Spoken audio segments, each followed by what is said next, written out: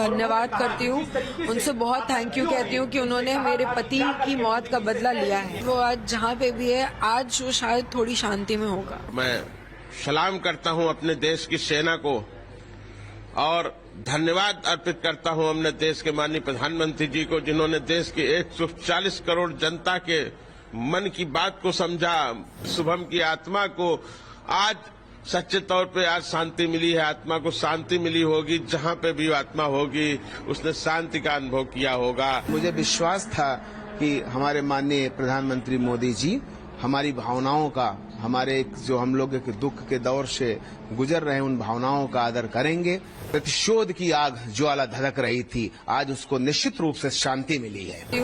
उनसे बहुत thank you कहती हूँ कि उन्होंने मेरे पति की मौत का बदला लिया है।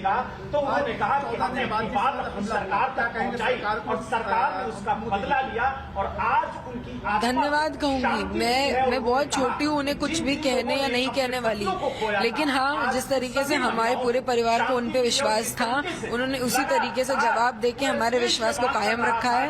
And I am really thankful. जिस तरह से आपसे आतंकी में बात, बिल्कुल सर, असली श्रद्धांजलि। और शायद वो आज जहाँ पे भी है, आज वो शायद थोड़ी शांति में होगा।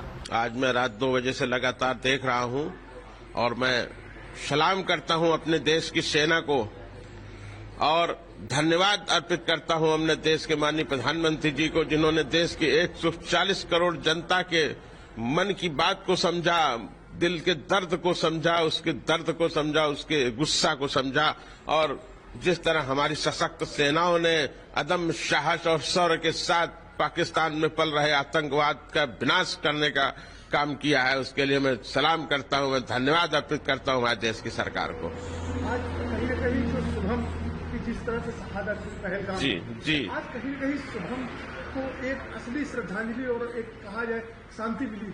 जी हाँ, बिल्कुल। आज हमारा परिवार जो इतने दिन से गम में था, आज हमारे परिवार ने रात के 2 बजे से कुछ हल्कापन महसूस किया है। जो दिल में हमारे दर्द था, उस दर्द में हमारे मलहम लगा है और निश्चित तौर पर मुझे ऐसा महसूस हुआ है कि शुभम की आत्मा को आज सच्चे तौर पे आज शांति मिली है। आत्मा को शांति मिली होगी, जहाँ पे भी आत्मा होगी उसने शांति का अनुभव किया होगा कि आज जिस तरह उसने देश के लिए बलिदान दिया था, उसका आज बलिदान व्यर्थ नहीं गया है। क्या कहना चाहेंगे सेना के लिए और सरकार? सेना के लिए तो मैं बारंबार सेना को मैं सलाम करता हूं, मैं धन्यवाद देता हूं हमारे देश के तीनों सशक्त सेनाओं के वीर जवानों को, जिन्होंने देश की रक्षा के लिए, देश की अस्मिता के लिए अपने धर्म का पालन करते हुए पाकिस्तान में बैठे हुए आतंकवादियों के आकाओं को विध्वंस करके विनाश कर दिया है उन राक्षसों का। मैं सेना को बारंबार सलाम करता हूं और मुझे उम्मीद है कि आने वाले समय में भी अगर किसी तरह की गलत हरकत पाकिस्तान ने करने की कोशिश की तो विध्वंस कर देंगे, विनाश कर देंगे उस आतंकवाद के आका को। कहीं न कहीं एक विश्वास बढ़ा है सेना के प्रति, क्योंकि जिस तरह से आप लोग लगातार कार्रवाई की मांग कर रहे थे, जी, सरकार से मांग कर रहे थे, सरकार के प्रतिनिधि आपके पास आए थे, जी, कहीं न कहीं एक विश्वास भी बढ़ा है। जी हाँ, बिल्कुल। मैं पहले दिन से सरकार से, माननीय देश के माननीय प्रधानमंत्री जी से मांग कर रहा था कि छोटी मोटी कार्रवाई से नहीं, मिलिट्री ऑपरेशन, सेना की कार्रवाई से ही इस तरह के राक्षसों का, इस तरह के दुष्टों का विनाश करके ही आतंकवाद पे काबू पाया जा सकता है। क्योंकि जिस भाषा को ये लोग समझते हैं, जिस भाषा में उनको जवाब देना चाहिए, आज उस भाषा में हमारे देश के प्रधानमंत्री जी ने जवाब दिया है, हमारे देश की सशक्त सेनाओं ने उनको जवाब दिया है। आज उन्होंने आतंकवाद के समूल नाश का शुरुआत कर दी है और निश्चित तौर पर मेरा मानना है कि अब आतंकवाद का समूल नाश ही करेंगे हमारे प्रधानमंत्री जी। आतंकवाद बिल्कुल बर्दाश्त नहीं है किसी भी मुल्क में, किसी भी देश में, चाहे वो हमारा देश हो या कोई और देश। आगे क्या चाहिए? निश्चित तौर पे आतंकवाद पे निर्णायक कार्रवाई का जो दौर शुरू हुआ है जारी रहना चाहिए, इसमें रुकावट नहीं आनी चाहिए और जहां जहां भी हमारी सेना को, हमारी सरकार को ये लगे कि इस जगह से आतंकवाद के बीज का पुनः रोपण हो रहा है, आतंकवाद का प्रशिक्षण शिविर या इस तरीके के आतंकी शिविर दोबारा न चालू होने पाए और चालू होने से पहले ही उनको समाप्त कर दिया जाए। बिल्कुल आतंकवाद का समूल विनाश होना चाहिए। पूरे इस देश का 140 करोड़ देशवासी आज निश्चित तौर पर गर्व का अनुभव कर रहा है।